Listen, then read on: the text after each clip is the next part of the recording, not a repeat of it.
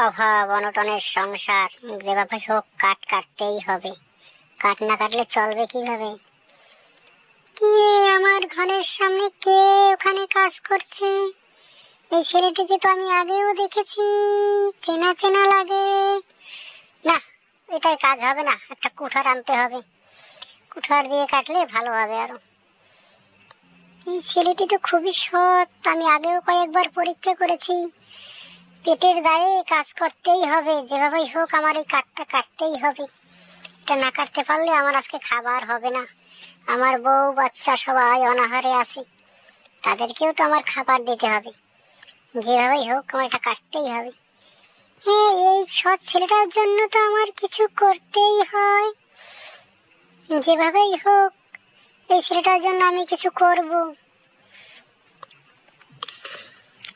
পরিশ্রম করছে ছেলেটা কত।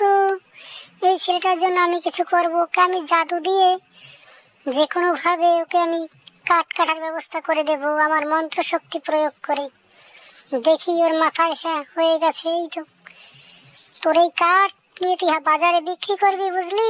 বিক্রি করে যে টাকা পাবি তা দিয়ে তুই মিঠাইয়ের দোকান দিবি।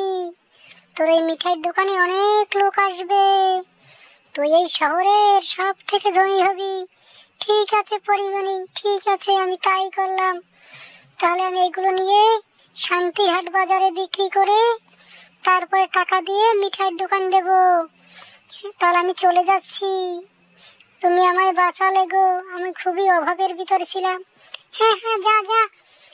হ্যাঁ যাচ্ছি গো, যাচ্ছি, যা যা। তোর জন্য আমি আশীর্বাদ করে দিচ্ছি, যারা তোকে আমি মন্ত্র দিয়ে দিই। যারা তোর উপরে এই যে মন্ত্র দিলাম, যারা তোকে আমি আরো একটা মন্ত্র দেবো, তুই সারা জীবন ধনী থাকবি এই মন্ত্রের গুণে। যা যা, আরো মন্ত্র দিলাম। বাহ, কাঠ বিক্রি করে ভালোই একটা ব্যবসা দিলাম পরীর আশীর্বাদে।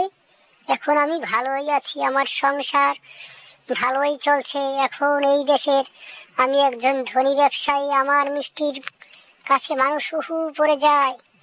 হ্যাঁ হ্যাঁ, আজকে খুব ভোরেই আসলাম, এই সকালবেলা মিঠাই বিক্রি করব। আজকে মিঠাইটা চলবে ভালো, সারা শহরে যাওয়াটা আর দিয়ে পারছি না।